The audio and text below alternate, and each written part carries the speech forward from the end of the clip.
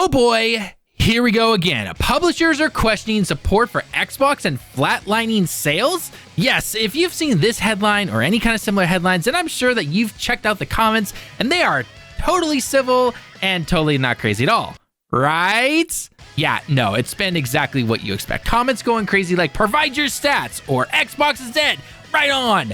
I'll let you take a guess at who said which comments. So, what the heck is even going on? Why the heck are people talking about Xbox hardware sales, flatlining and everything? What the heck is going on? Do these posts have any merit at all? Why is this even being talked about? Well, that's what we're going to discuss here right now, today, in this video. So if you happen to enjoy news updates and discussion videos like this, then consider leaving a like on the video. And of course, as always, let us know your comments down below. We'll try to reply to as many as possible. Also, if you want to help us out, consider subscribing to the channel. Help us reach our 5,000 goal for the end of the year. I'm Tallen with Direct Gaming. Let's get into this. So, what the heck is going on? Well, if you don't keep up on gaming news or events like GDC, basically where developers go and they share their latest games, engines, ideas, and more, then you might have missed GameIndustry.biz's head Chris Dring talk about how he believes Xbox is in real trouble as a hardware manufacturer. We're going to come back to that word hardware here in a bit, all based on what he was told during the GDC time. Later on, he was actually talking on a podcast called GI Microcast, and they were talking about the PS5 Pro, those rumors and specs and everything in between. And eventually what was brought up next was the next Xbox console that has been briefly mentioned by leaks, but also by the Xbox podcast where they talked about the future of Xbox. When the next Xbox was mentioned, Chris said, and I quote, "The other thing I heard it from a very prominent company and one not so prominent, was Xbox's performance in Europe is flatlining." Now, there's a lot more to the quote I want to go over real quick, but just keep in mind that when he said this, he wasn't asked about Xbox flatlining or anything. He just simply brought this up. Anyway, the quote continues. "You can follow our monthly coverage in the games market, and you can see that Xbox sales are falling. And it's been falling all throughout last year, and it's falling even harder this year." The phrase one major company who released a big game last year said was, "I don't know why we bothered supporting it." Now, during this little podcast, he doesn't say anything about which game, but many online, and if you've seen any posts with comments and everything, are pointing to the fact that it probably is Baldur's Gate 3. I mean, he says big game, which obviously there's a bunch of big games last year, but a lot of people are kind of pointing towards that, thinking it's connected to what happened with the Series S. If you don't remember, Xbox has this policy where if you have a game that you want to put onto the Xbox Series X, you need to put it on the S.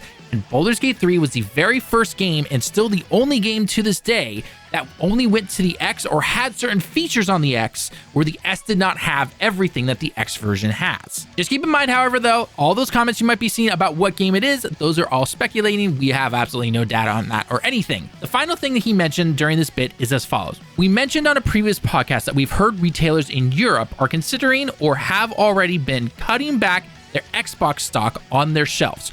Hardware, games, that kind of thing. And now you've got third-party publishers going, we're putting in a lot of effort trying to create a Series S version and an X version of a game when, to be honest with you, for us, the market is PC and PS5.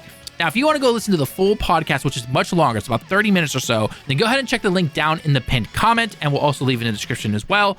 But go ahead and check that out if you want to listen to the full thing. We're just talking about that particular quote right there because that's what everyone's talking about, right? Of course, things are going to be, left out. So again, if you want the full story of what they're talking about, go ahead and check that out right there. But I just want to kind of cover this particular part right here. Now, obviously, just by the title alone, a lot of people are already starting to freak out, just like when we heard Xbox games going to PlayStation and Switch and all this other stuff. And yeah, it's just been... Don't go on social media when things like this happen. It can, unless you've got the skin for it, I'd honestly just say, stay away from it. That's all the stuff that's been talked about. What does this actually all mean? Well, first off, there is absolutely no proof that publishers and developers are just simply dropping Xbox tomorrow, like all the comments might have you believe or anything like that, and putting their games on the other platforms and all. None of that is confirmed whatsoever. Also, why would you want Xbox to die? I actually do want to ask this question to everyone right now before we continue on. Competition is great, not only for the industry, but us as gamers as well. The last thing anyone should want is PlayStation and Nintendo only, who essentially would just simply do their own thing and would not really be pushing each other. With Xbox and even, heck, more competition, you are going to see better games, better things for the industry, and it works out better for everyone. Usually. Obviously, there's a few things that don't all the time, but overall, no one should want Xbox to, quote unquote, die. You should want Xbox to do better and to create more competition. Just gotta put that out there real quick. Now, going back to the original topic of this video, one thing that was mentioned during all those quotes that I told you about in the beginning was Xbox is in real trouble as a hardware manufacturer. And when I saw this, I simply thought, I mean, hardware's not where Xbox is strongest. It's their software, right? Like, that's just kind of already known. As you might know, Xbox is obviously part of Microsoft, who is known for, say it with me, their software, not their hardware. For as long as I can remember, Microsoft has earned their money through their software. Think Windows, Word, PowerPoint, etc.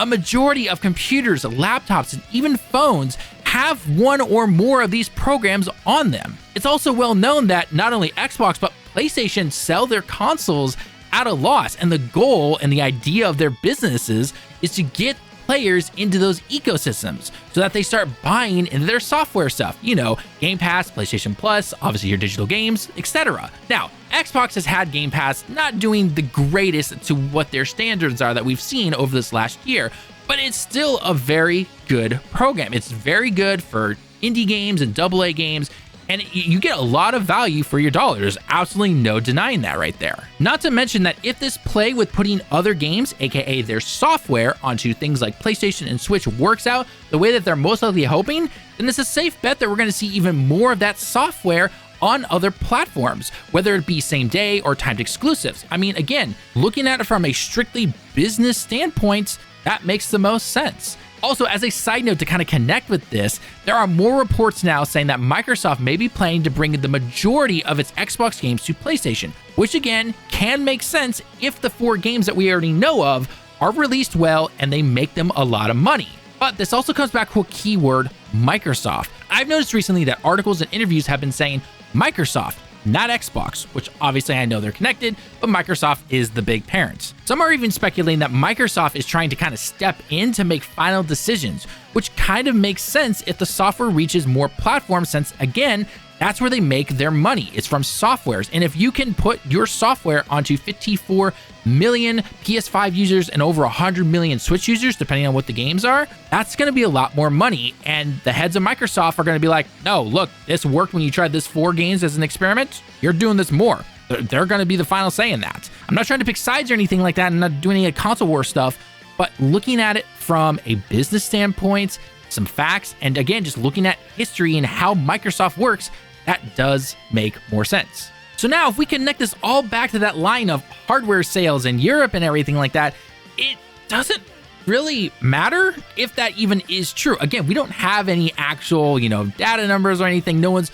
had any kind of business talks or CEOs or anything to come out saying, yeah, no, these aren't doing it very well. We haven't seen any of that stuff. So the hardware might be flatlining in some areas. Again, Chris only mentions Europe, but what about the other areas, right? What about Asia? What about Australia? What about the States and everything like that, right? Not to mention that it's also 4 years into the current console generation. And I'm not just simply talking about Xbox Series X and S, it's also the same for PlayStation. We've seen that those sales are starting to kind of flatline regardless. And keep in mind, this doesn't mean that sales are stopping, it just simply means that they're not increasing at the rate that I think some of these places want them to. Not to mention, when it comes to simply trying to buy things, it's kind of hard times around in many areas in the world, with things like inflation and the cost of almost everything going up, and games are not as high of a priority on many people's lists. And again, it's not the pandemic anymore. Everyone's back at work or being out more and everything like that. We're not all stuck at home or anything. So personally, when it comes to seeing stuff like this, I already know Xbox isn't going anywhere. Now, I have my issues with Xbox. There are certain things I wish they would do more of when it comes to their games and just simply